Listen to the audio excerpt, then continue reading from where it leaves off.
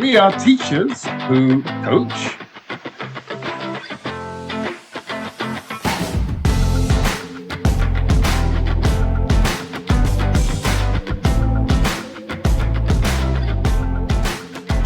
Christoffel, you said that you're in Spain. Are you from Spain? You live in Spain, yeah?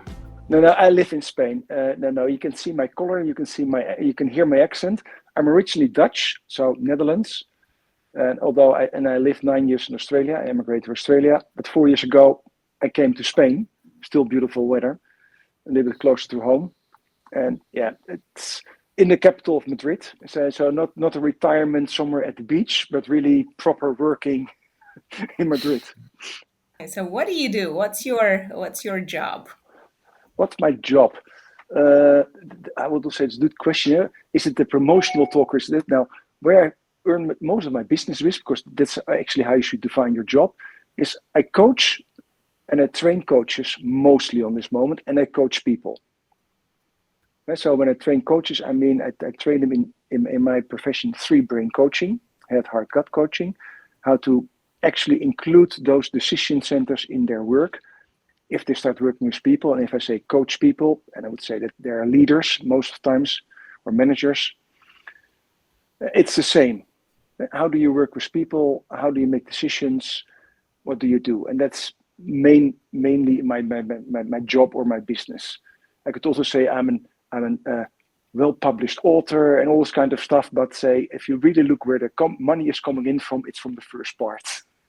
Feel free. Could you tell us about the 3 brains, the head, heart, gut, the intelligence concept that I've read about that you developed? Yeah, I would say thank you for asking, Andy. And yes, like in all our life, I don't know how it's with you. We say to people, "Why don't you follow your heart? What does your gut instinct say?" And everybody says it somewhere, or as has been told to them. And I came aware there actually are 3 brains. Just like we have one in our beautiful head, what we stuff full with knowledge on school, we have our heart and our gut, and they have actually this different, distinctive responsibilities based on the neurotransmitters and hormones they release and how they actually influence our decision making. If you make it simple, the head is all about logic and understanding and actually doing cause and effect analysis, because it's the only part that knows time. The heart is all now.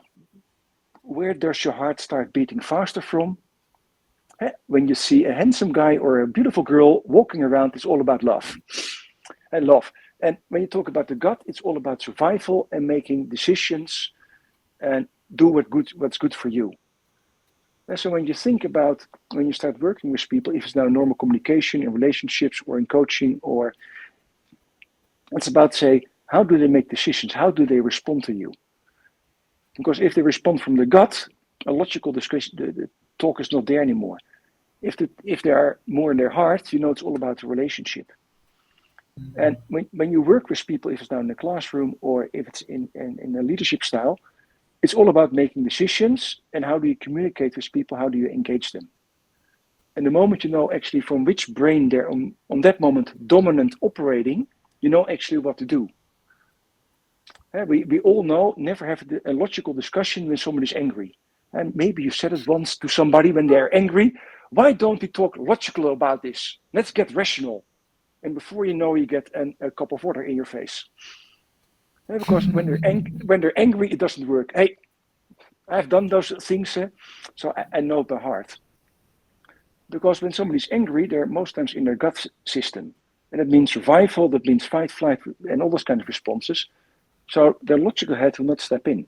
Now, if you look in work, if it's now a relationship or in a classroom, if it's now little kids or adults, when they are in one of their brains, if you are not aware of that, then our response can be totally different. And so we all have them. And the beauty is, we all have them, and there are for every person, male, female, kid, adult, they have the same responsibilities. And so when we talk about gender equality, about inclusiveness, we all have them. We can be all totally inclusive. Only which one is more dominant based on our upbringing or maybe our genes, makes us more or less going left or right in the decision making. Now, that's a whole story, Andy. So from top to right, so enough to talk about, to ask about, and you just have to stop me because this is my passion, helping people and also working from this concept because it makes life so easy. We are here on behalf of the group Teachers Who Coach, right? So where can you see the role, or what role does coaching have in education from your perspective? Yes, you hear me now stutter because where to start? Like my oldest son is a primary school teacher. So if I listen to him, what he sees in his class, and he has kids of 10 years old, how do they respond? And of course, coaching your own son is almost impossible, the same as coaching your partner. But if I talk to him and I just give him some insights, it gives him right away also insights. Hey, how can I actually work better with my kids? Because now I see, instead of labeling them whatever they have, ADHD or hyperactive, if I just listen to their responses and I know where they are actually, more in their head, their heart, or in their gut, or why they do things, I can respond better. So in the coaching of teachers, because teachers are the most, besides the medical health, the most important people in this world. They educate the new generation of people. Teachers are, in my opinion, extremely important for the society. They have a beautiful education, but they're still human, and they have to manage between 20 and 50 kids in the classroom, or pre-adults or teens in the classroom. So helping them with their issues, how do they do it? Because every human is unique, is essential. So when you coach, say, from my small experience, if you help teachers to do a better job, to connect better with their students, or it just elevates the whole process. And by the way, as we all know, teachers in all kinds of modalities are much easier to run into burnout based on their workload, based on all the pressure they get, and not only from the kids or the teenagers, but also from the parents, or from the other people who just fund the schooling, as I see on the MBA. There's so much pressure on a teacher from all sides that they need, in that part, they really need help to deal with all those things. So how do you say yes and no on a proper moment? How do you deal with from the parents to also say, now say when you go to MBAs, to say the companies who pay for the job, for the students. How do you manage that? And also then manage all the students or kids who are in the classes. It's an extremely demanding job in that part. It looks so easy with all their holidays. But I just said, put somebody in front of the class, and they right away have respect for every teacher. I really appreciate that you've touched on the pressures that educators have that can make bringing the coaching mentality or a coaching approach into a classroom very difficult.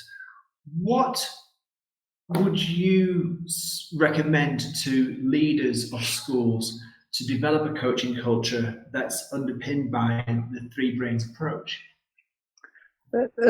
Now, first, say knowing what it's about and how it works, how you can come aware which brain is talking in my language helps. One, and secondly, say if you think about, say, educational institutions,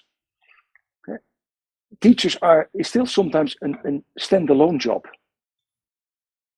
And so bringing in a coaching culture, and that means not only work groups where you can talk about your job, but really, okay, what is your personal topic on this moment? How do you deal with the class, the parents, and all the stakeholders that you deal with? In a lot of companies, I'm now connecting with a company in that part, it's normal to have internal coaches whose job is actually to help the professionals to work better. I love sports. The soccer team, the Olympics are just over. Every sporter has almost a personal coach nowadays. And that's totally normal. But still in educational systems, it's not normal to say, okay, we need 1 or 2 or 3 people who are just Their job is actually help the educators to do a better job. Mm. So it's actually embedding it and seeing it as, hey, it's a normal thing. They need help. Thanks for saying that and comparing, the staff, the school staff to companies, because this is something that never occurred to me. Not every successful person, in the corporate world has their own coach. Yes, but it's not the case in education. So I'm really grateful that Martin started this initiative and trying to change this and normalize coaching in education, not as a tool for teachers to use in the classroom, but also as a wonderful aid for personal development and professional development of teachers themselves. Yes. So, what is your experience with coaching teachers?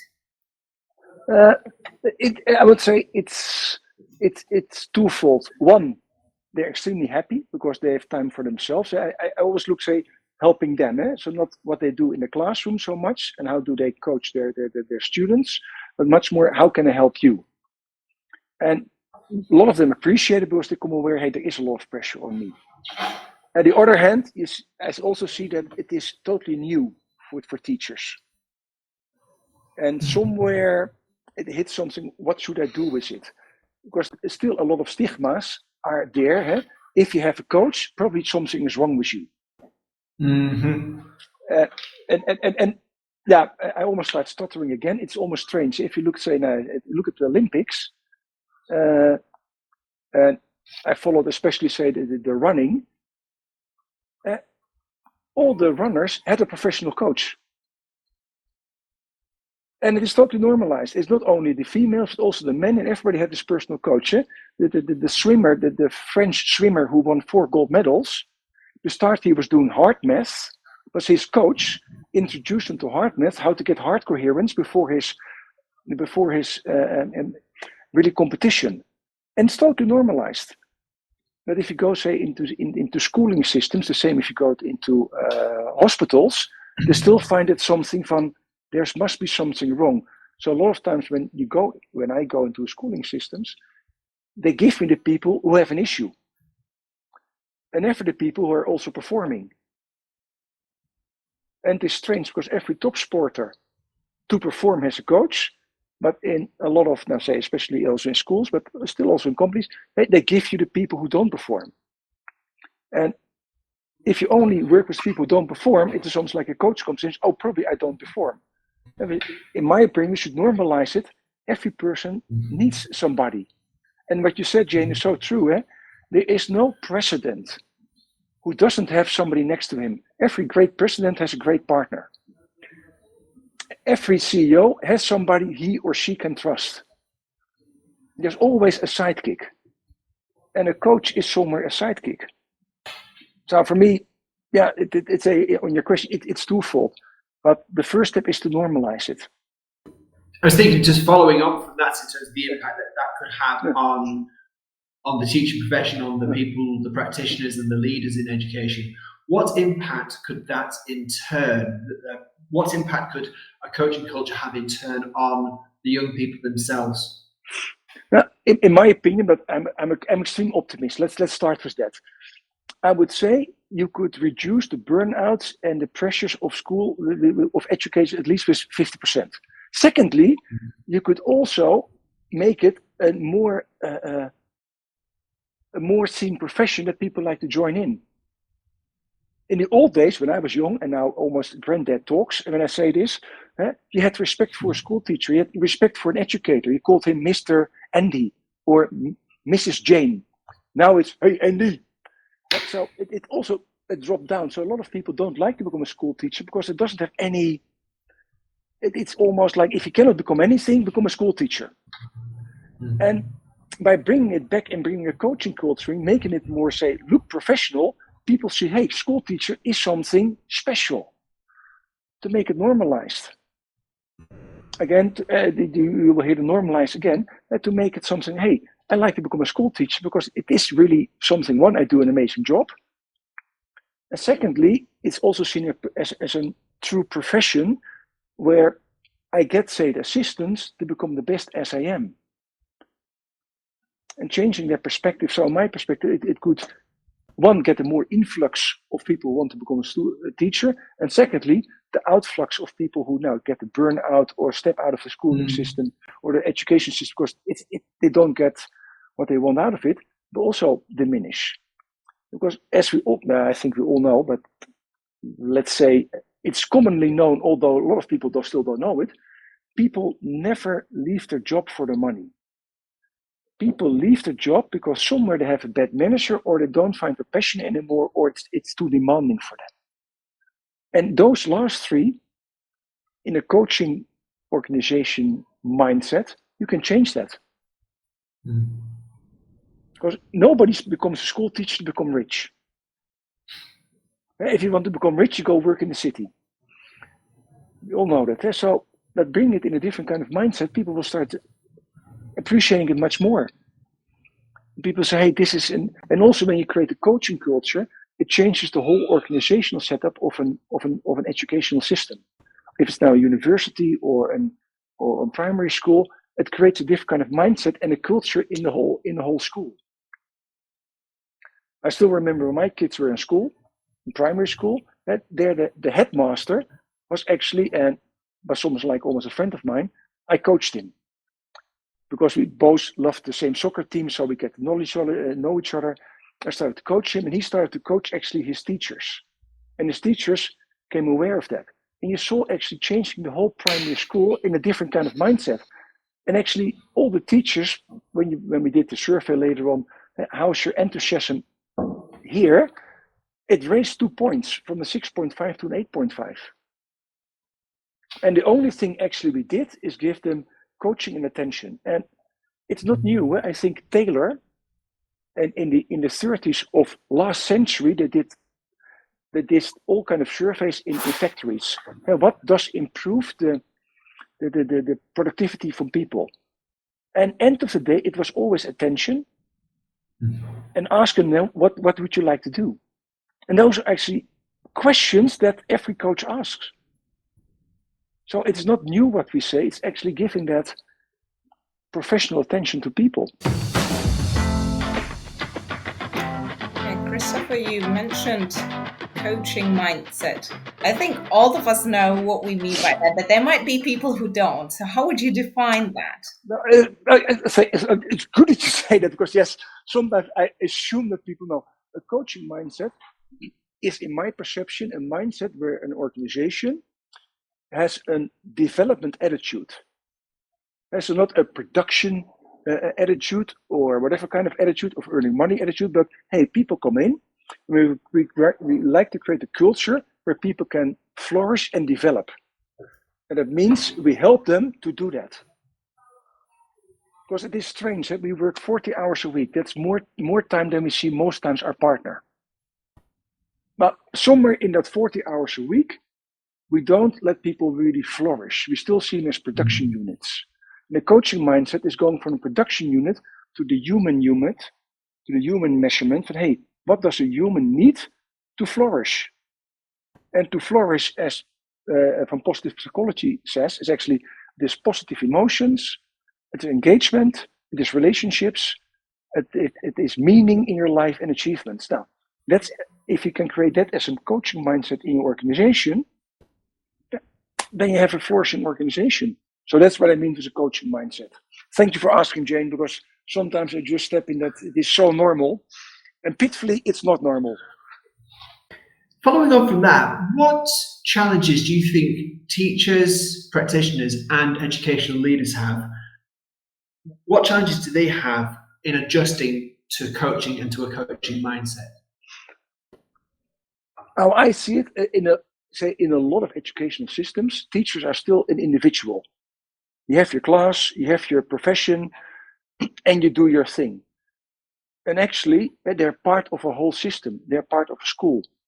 They're part of a bigger community. So the challenge is in a lot of educational systems, but I say, is to create, say, a culture. We are one organization. We help each other.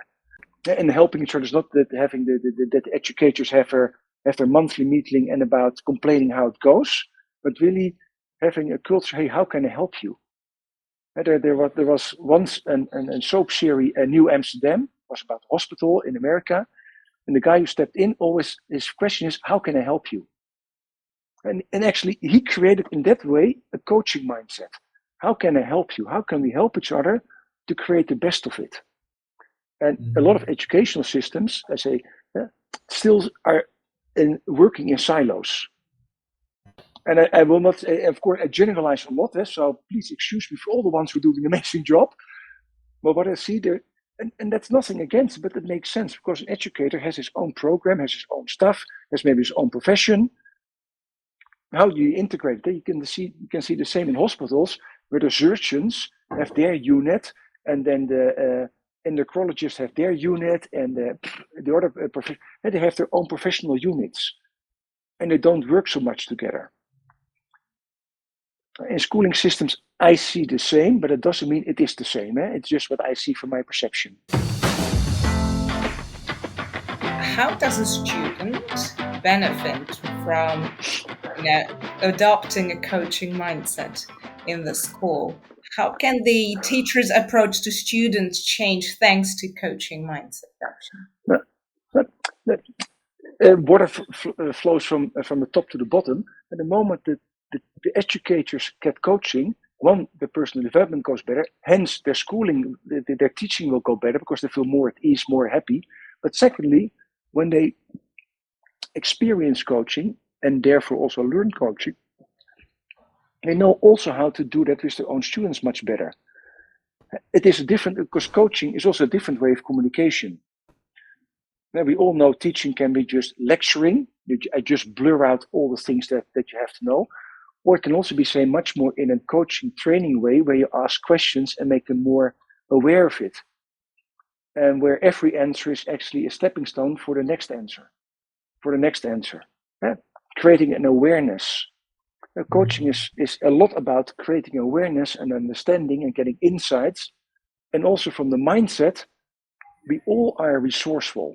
We all have all the resources inside us. Now, if you look with that perception to your students, it's a totally different thing. Because if I now listen to primary schools for my son, almost every kid has a special label on his face. From ADHD to PDS-NOS to I don't know whatever's. And we don't see them as whole anymore, and we don't see them as totally resourceful anymore. In my days, and before I start granddad talks again, you were an active child or maybe a little bit more quiet child, and it all fitted somewhere. And you didn't have a label. You were sitting in the front or a little bit more in the back based on your interactional scale. And it all worked out somewhere. And nowadays, everybody's special, and also parents like to make them special, because if your kid is special, as a parent, you have the excuse why a kid is not performing. So, but if you create a coaching mindset, it means every kid has all the resources, they're all whole, so they can achieve also everything. Start believing in it.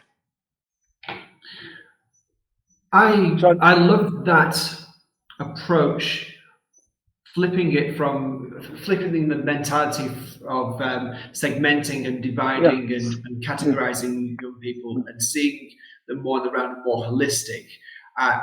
It's an observation I share with you that the system has a way of grouping and organizing and dividing young people up so that they've all got labels of some sort. And that is a challenge. I suppose I've got one more question from now, and that is, the world is changing. Schools need to change, and there's a lot of conversation around how the teaching role and the educational leader's role needs to change. What is coaching's contribution to the evolution of the school? It is an extremely good question, because the information, how we get information, how we communicate with each other, is also totally different than 20 years ago, when the iPhone and Zoom and all those things didn't exist. The video conferencing was 10 years ago still expensive, and now everybody does it. So this whole schooling system is different. But if we kept all the techniques away, it's always about people.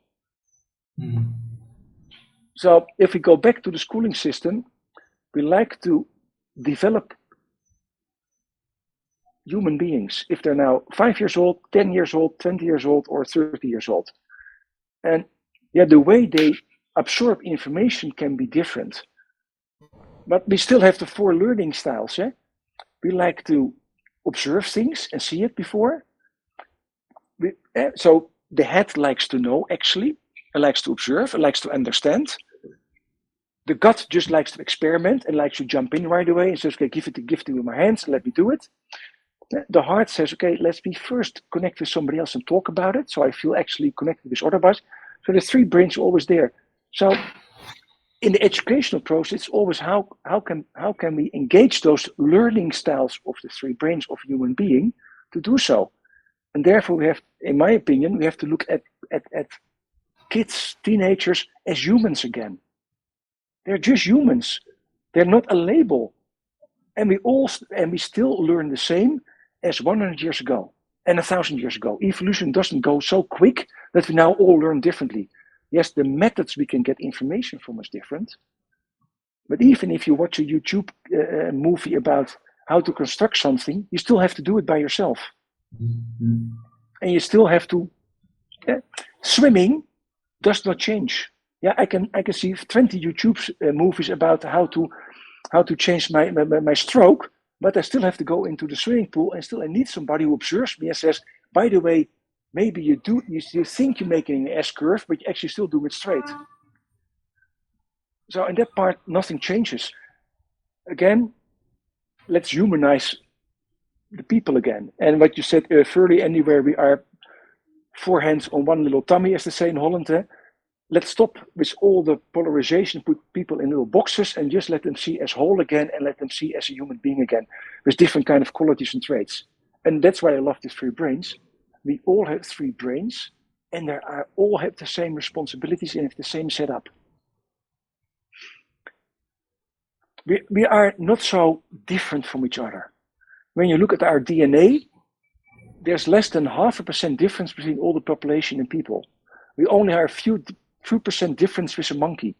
We are so extremely the same that it's almost scary. And people just forget that. Because if you make an extremely strange observation, how do we know that we're all the same? Because we can make love with every other human being and reproduce. And it can only be when you are almost somewhere the same. Because if you do it with another kind of animal, it will not work. So we're all the same. And if we think about we're all the same, and you put that, say, in an educational system, and you look at, with those eyes, you look at your class, then the world changes. And when I asked my son, when you look at your class of 30 kids of 10 years old, what do you see? He said, I see 15 girls and I see 15 boys. And no LBTQRST, whatever kind of letters he puts in, said, and maybe some likes boys and some like girls, and they're all the same, and they all learn the same. Some like soccer, some like swimming, and some like reading a book, Chris. But they're all the same. The only thing I have to do is to see them as humans and that they have their own enthusiasm. And when I approach them like that, with that coaching mindset, he said they all like to learn.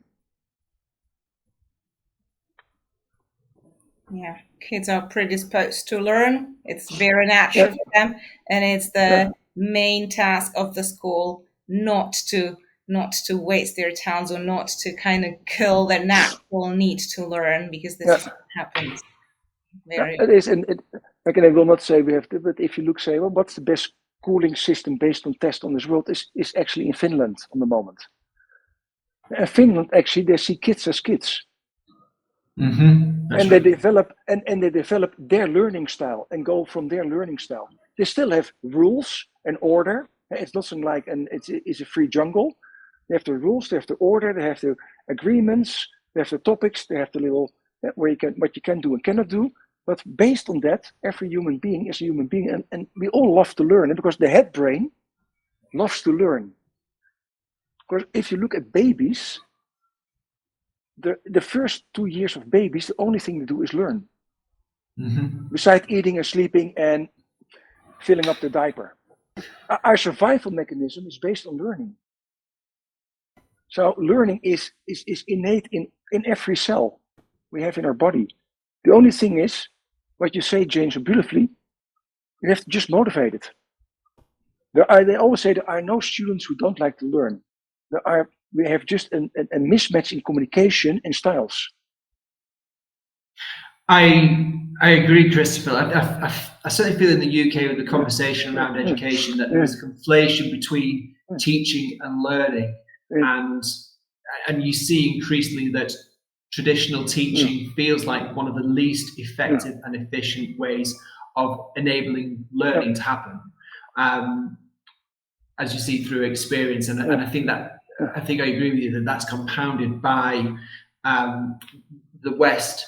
The West wanted to externalize and label everything and, like you say, make everything discrete, whereas other, I suppose, more Eastern traditions see things in round, see things in the whole, and greater learning can happen when you take everything in together. I'm just saying things without necessarily coming up with a question, but I everything you say is making sense with what I've seen over 20 years.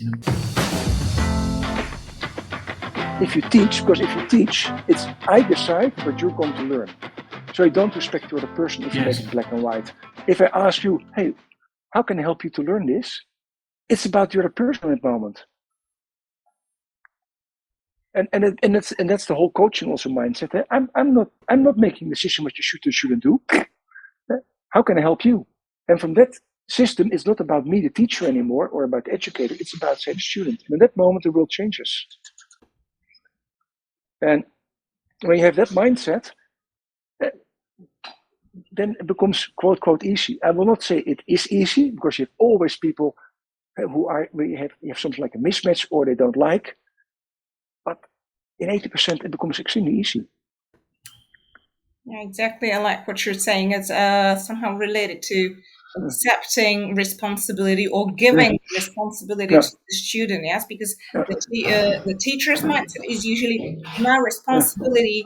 Kind of put the knowledge into kids' heads, but if you flip the view, if you flip the perspective, you can actually ask yourself, what can I do to give them stimuli for them to take something, not for me to impart the knowledge, but for them to absorb what they are ready to absorb. And it's a totally different. Everybody knows now what Swifties are. And those are the followers of Taylor Swift. All those Swifties know all her songs by heart. That's an extreme learning experience. Eh? Just ask a teacher, could you learn, say, 50 pages of text? The average student would say, choose a finger, dear teacher. But the Swifties want to learn it and know it by heart. So it's not about that they don't like to learn, people. It's about how we make them enthusiastic about learning. Because knowing all the song texts of Taylor Swift is a lot, I can tell you. Because Taylor Swift has a lot of text in her songs. It's almost like a whole book they know by heart. Letter by letter, word by word. Now, if kids can do that, they have an amazing ability to learn. So never say to somebody you cannot learn. They can learn amazingly. Only we don't touch the right button that they want to do it. I don't say we all have to become Taylor Swift, but it proves people can learn amazingly. And kids from 10 years know all the lyrics of Taylor Swift. Now, I would like to challenge you if you know one of them. No, kidding. Yeah? But it means on the age of 10, they know already a book by heart. And nobody forced them there. There was no parent or teacher who said, you have to learn it. They were extremely desired to do so. So from that concept, there's proof all around us. People like to learn.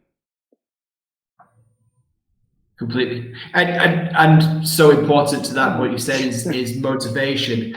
And again, a lot of research pointing to the idea that intelligence isn't linear, it's many flavors, many varieties, and how one learns is as varied as the intelligence that you have. I suppose I would like to ask you, with you being part of the Teachers Who Coach group, what are your next steps in working within education, working with educators to help bring about the changes that we've discussed? I'll say, as I said, I'm part of the group, so I volunteer in that. say I don't push ist, say in a formal state because say when we started my main business is training actually coaches in three-brain coaching. How do you coach people? How do you know it? How do you make it? But in those, and I have now in my new group that starts in September, actually an educator from the university in the University of Chicago in the States. So I see slowly that also educators, and also have actually one from the UK stepping in. I become aware of it. Now I think of it. Educators are actually also now stepping in, become aware, hey, that coaching or knowing about coaching or actually knowing about three brains, how do people actually get motivated, what keeps them stuck or what makes them happens. So it's not really for me a focus. I step into in the educational world. But if they connect, I love to support them because, as I said in the beginning, in my opinion, especially say in the primary school system and in the secondary school system, teachers are the most important things, or educators are the most important thing to create the next generation of people. Because we forget all the kids that are now in school have to pay our pension and actually have to take care of the world where we are living in. So how do we help them to do the best? And by the way, to make them happy and healthy and all this kind of stuff. Like we could say we made a mess of the world. Let's educate them properly that they clean up. I love to support every educator in that part. Hey, how can you do a better job in that? Besides the fact that it is, in my opinion, really a shame that people almost get a burnout or like to leave the job because there's too much pressure or they don't like it anymore, whatever. That's a should be, and I know it should be. It should not happen that people get sick from the job they stepped in because they loved it. That's really that goes against all my values. Okay. This is great. Thank you very much, Christoffel, for volunteering and helping educators, teachers, leaders in education to be coached. So I really encourage everyone interested in self-development to reach out to you and maybe book a discovery session. Yeah, I love to. I said I love to do so. Say even if we're a little drop in the ocean, every drop somewhere fills the ocean at the end. Exactly. Okay. So, thank you, Jane, for reaching out for this podcast and Andy to be there. So we have a beautiful chat because by doing this, we also somewhere spread the word that it's normal and that we can do it. Exactly. So you did. So you do a great job in organizing this and creating this. Thank you. It's been a pleasure to meet you, Christoffel, and thank you so much for a captivating conversation. I've really enjoyed it. Thank you. Thank you. And I'd love to see you. You both can still book a discovery call with me, by the way. Great. Thank you. Thank you. Ciao. Thank you. Take care. Bye-bye.